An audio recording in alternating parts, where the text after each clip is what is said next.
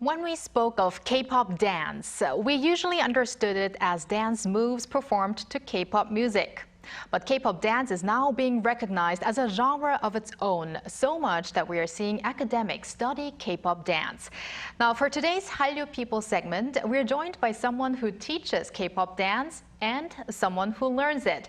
Now, first, Dr. Oh Chuyun, professor of dance theory at the School of Music and Dance at San Diego State University, is here with us in the studio. Welcome, Dr. Oh. Thank you for having me.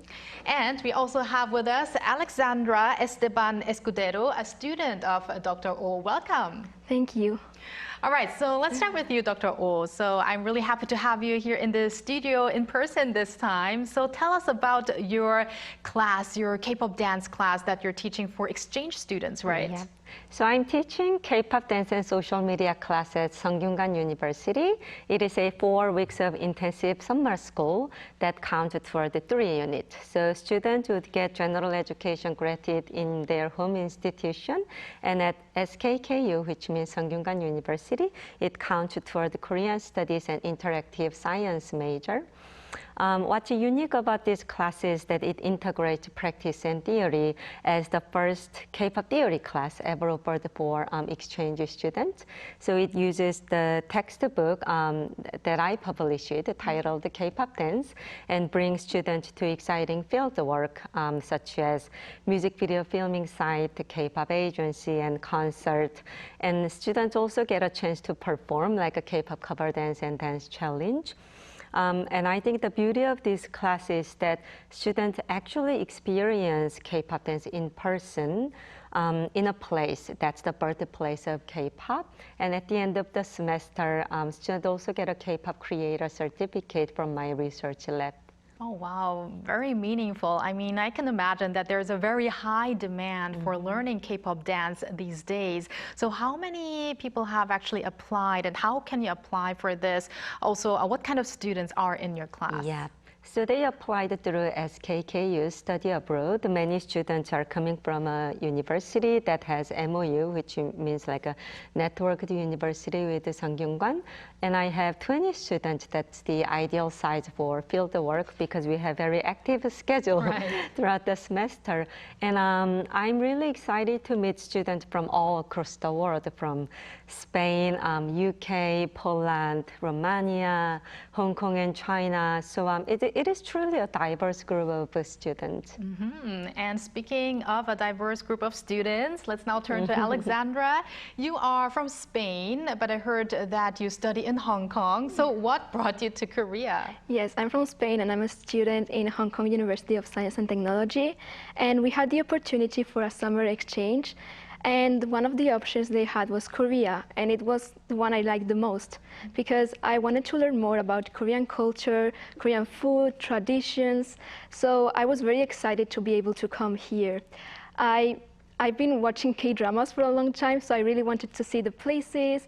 And I also really like traveling and learning about new cultures, meeting new people, and really exploring new places. So being able to come here is really a dream because I'm not able only to see Seoul, but I've also been in Busan, in Suwon, and last weekend I was in Jeju thanks to SKKU International Summer Semester Program. Oh, wow. So what made you take part in the K-pop dance class? I mean, you said you're also interested in K-drama, but why K-pop dance? So I was looking through the classes available for this semester, and the name of this class, K-pop dance and social media, was really interesting for me because I really like dancing as a hobby, and I also really like social media. But also, as Dr. Oh said, being able to learn about K-pop from the source in Korea, it's not only learn from it, it's experience it.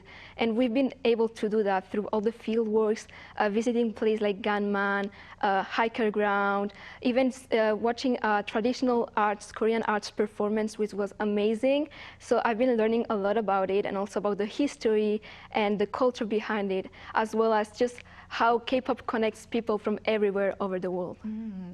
And as you mentioned, Alexandra, you're from Spain. So how big is K-pop currently in Spain? So although it is not the main music genre, it is quite big. I actually remember friends telling me about K-pop since I was 10 years old, and it's become even bigger now. I think you can go to any classroom in Spain, and there's probably some students that like K-pop. K-pop fans in Spain are very active in social media and also through events and dance competitions. Also, K-pop artists tour, when they tour in Europe, usually stop in Spain, wherever it is in Madrid or in Barcelona.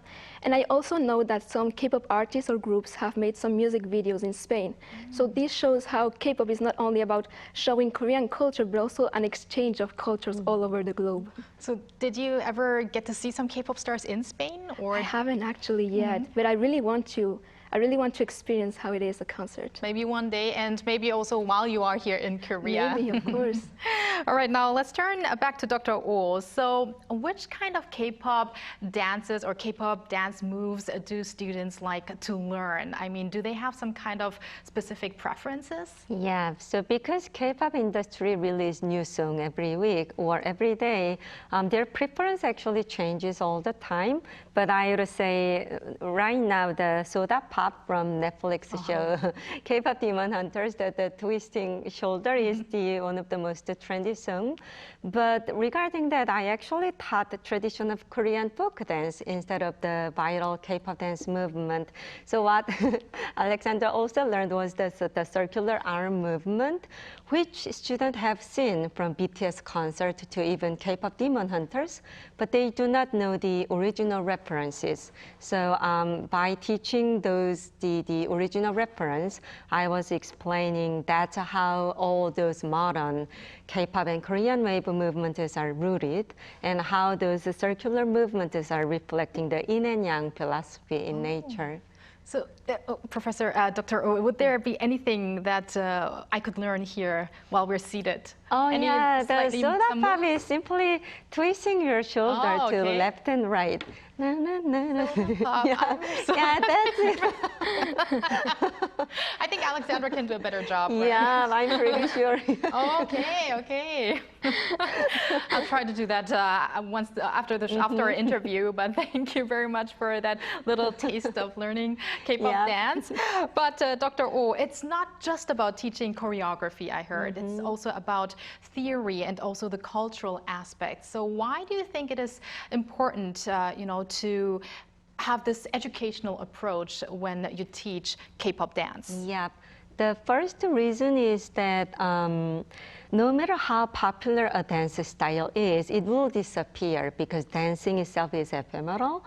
And without proper documentation, K-pop dance, even K-pop dance, despite its popularity, may disappear in the future. And I think because K-pop has so many multicultural elements, let's say hip-hop is one of the most widely cited genre, it may be difficult in the future for academics and dance scholars and even humanities scholars to say that K-pop is a Korean dance.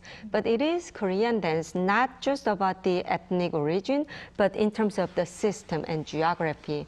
And I believe that K-pop reflect the Korean society and how people in South Korea, that include non-Korean, are shaping this unique culture. For example, the synchronous group dance that we see in K-pop is a reflection of how Korean society values group identities over individual characteristics, and how the society is searching for perfectionism because it has to be clear. That's what we say kalgunmu, as sharp as cutting by a knife. So I think by learning K-pop dance theory, as Alexandra mentioned, I'm hoping that we will be able to better understand each other, Korea and also the other countries where the citizens are big fan of K-pop. So I'm hoping that we can better understand each other through K-pop and also creating a meaningful intercultural dialogue. So maybe in the future we will have K-pop dance really established as a subject, just like we have contemporary music or contemporary dance or ballet, such kind of subjects. Maybe K-pop will really be like a subject in many countries. So I'm hoping to see that happen in the future. But Alexandra, as you are currently in that class, how do you earn yourself your credits? I would be very curious about how it all happens. Yes, so we earn credits doing weekly assignments.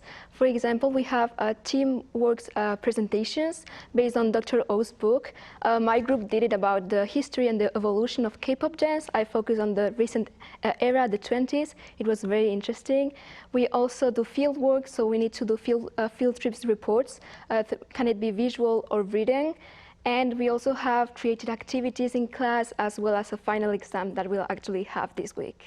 Are you excited for that exam? Yeah. Now, until now, I can already feel that you really have that passion for this class. But how did you like the class so far? How would you tell your friends about it? It's been amazing. Dr. Oh has really been an amazing teacher. I've learned so much from her. I think I speak from everyone in my class when I say like all the experience and opportunities we have. I'm so grateful for it because I've been able to learn a lot from K-pop dance and not only that, about Korean history and culture in general. Wonderful. And last but not least, Dr. Oh, what would you like your students to learn ultimately? Ultimately, I wanted to learn that K-pop dance history is the history of people who actually make the industry. So sometimes we forget that like at the spectacular stage, the idol stage that we see is the tip of the iceberg, and there's a bunch of people and the hidden effort and sweat and maybe tears. So I'm hoping that we approach K-pop as the history of people so that we can, again, better understand the real face of K-pop instead of just enjoying it. Not just enjoying it, we can try to understand the hidden meanings and history and stories of K-pop and the people inside it.